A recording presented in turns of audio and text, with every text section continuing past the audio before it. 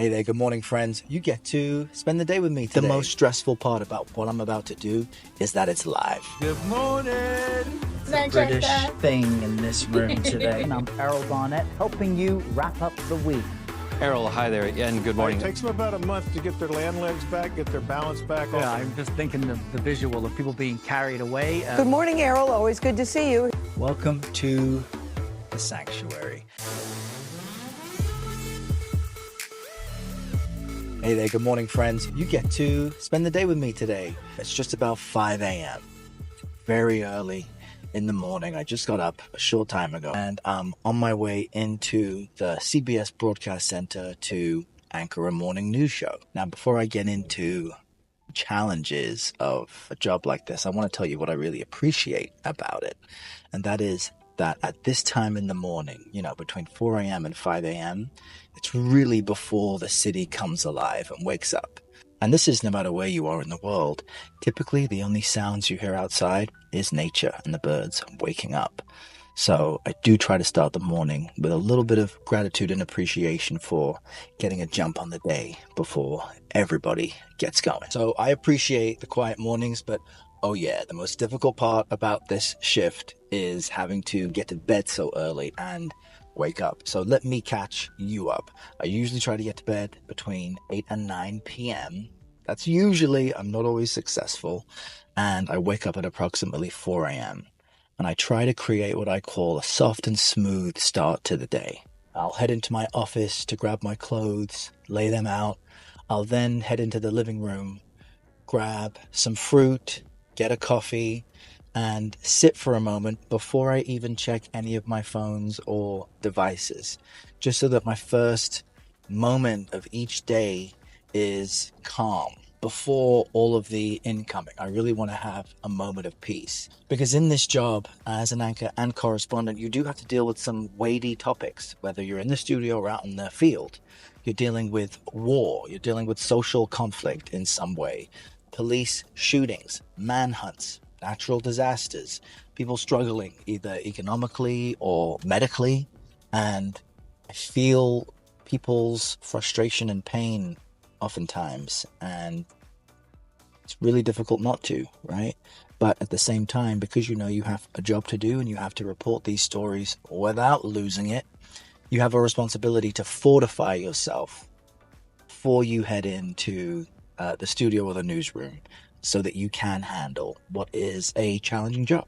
And this is an exciting moment for me, because after more than 20 years reporting all around the US, all around the world as an anchor and correspondent, I'm now anchoring my own daily show for CBS News. It's called the CBS Morning News. It's on the CBS News 24/7 platform, streaming for free everywhere. So if you can watch this, you can watch that. It's also available on Paramount Plus. We cover the biggest global headlines of the day and the most important stories in the US, as well as stories that are important to you and your day and your life and what's happening next. In fact, just before I jumped on with you, I was on the phone with our executive producer, Ross, and we have these pre-show conversations where we discuss what the rundown will be, which correspondents will be able to talk to us from certain locations around the country and the world. What experts do we have to join us? What are the top stories that we can dive into, but also other stories that we should mention? And it's a team effort.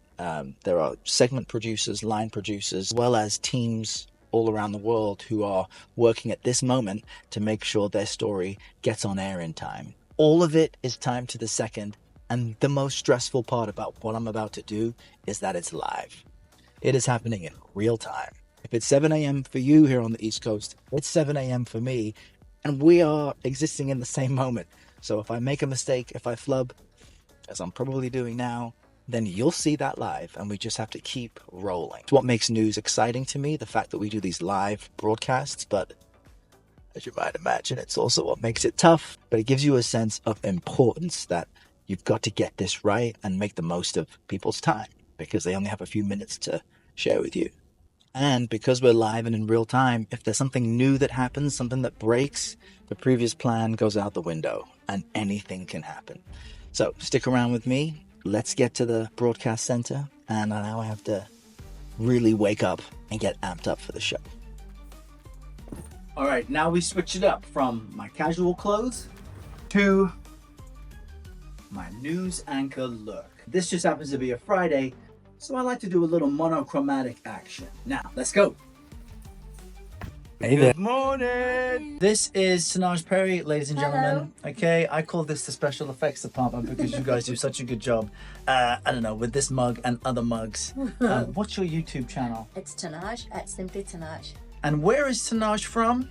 London, It's Manchester. a British thing in this room today. All right, I'll let you do your Invasion thing. of the Brits. That's exactly right. All what's out here, I use nearly everything on your skin. We do a mixture of everything. We play around with the brushes. We've got the loose powders, the concealer, the brows. You'll be surprised. We don't just slap makeup on you because you're a guy. No, you do a real thing here. We do a real thing.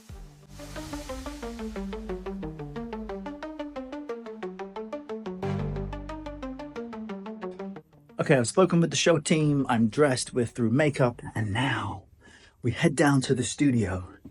And a fun fact about this building I'm walking through now, directly above my head was the old office of Walter Cronkite, way back in the day, the journalist and anchor who helped put CBS News on the map. This is a building with history. Here we go. A happy Friday to you all. It's 7 a.m. on this October 25th, and I'm Errol Barnett, helping you wrap up the week.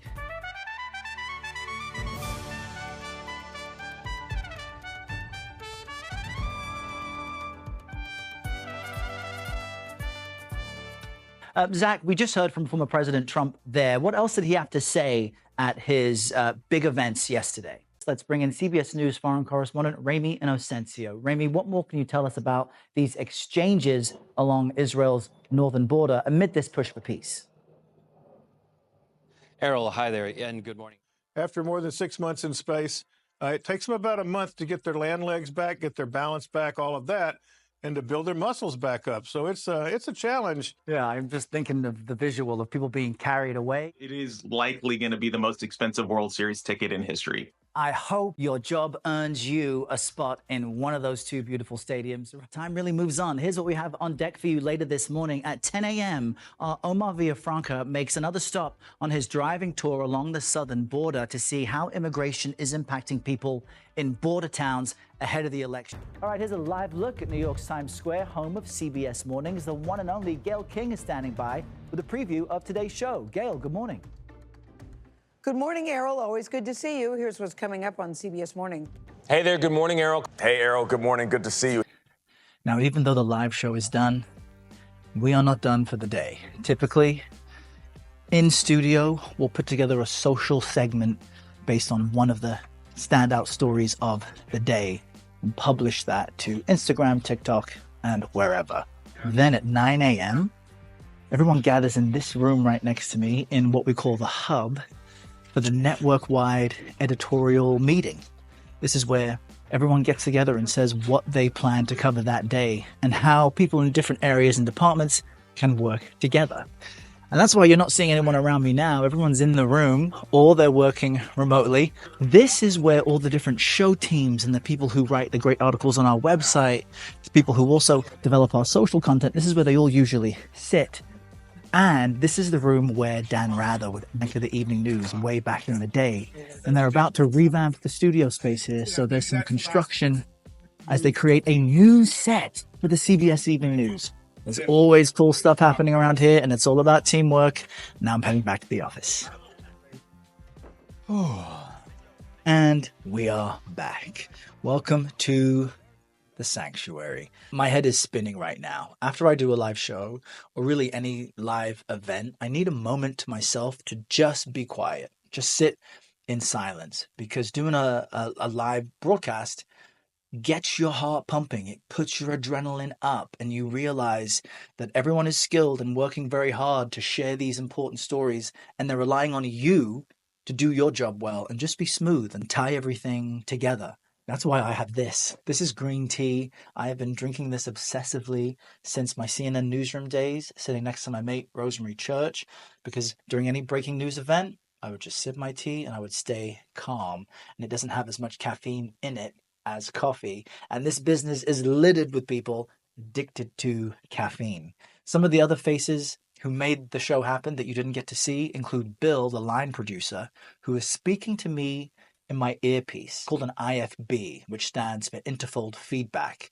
And that's where I can hear the show minus my own voice. So Bill speaks to me during the show, saying things like, the show is 30 seconds heavy, which means too long. And so we've got to subtract time from all of the subsequent segments. So he might say, only ask question 1 and 2, skip question 3, or a live shot goes down. And he'll say, our next guest isn't available, skip to the economic story, or any variation of those possibilities. There's also Cedric, the floor manager. You didn't get to see him, but he makes sure everyone is in the right place at the right time, that I'm standing in the right location, looking at the right camera.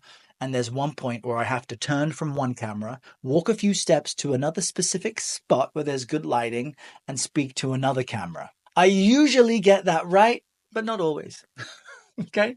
We're imperfect, and that's fine.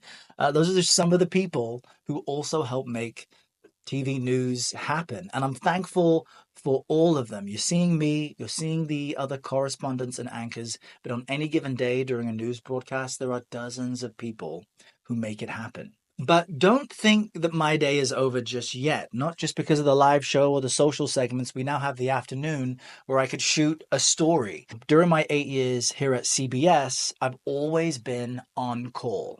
You all know what that means. At any moment, my phone can ring from the assignment desk in the hub I just showed you, and I can get a message like, Errol, there's a hurricane bearing down on the Bahamas. We need you to be part of the team covering it. I remember that happened a few years ago, and me and the crew spent a week on Grand Bahama Island interviewing people as they recovered from a Category 5 storm that really wiped the place out. We also had to survive without running water or electricity. It was surreal. I also was at a concert one weekend and got a phone call from the desk to head to Vermont, where there had been a shooting. Some Palestinian students who were wearing the traditional keffiyeh were shot at by a man who prosecutors said was trying to perpetrate a hate crime. I interviewed one of the young men and his mother. It was a very powerful moment where he said he felt sorrow for the man who tried to kill him. And now that man is in jail. He's pleaded not guilty, and he faces up to 20 years in prison. And more recently, when there was this assassination attempt against Donald Trump, I get a phone call to head out to Bedminster, New Jersey, where Trump was recuperating, and a bunch of Trump supporters were there trying to capture a glimpse of him. And I spoke with some of them, and they told me that they were even more supportive of him on that day than they were before.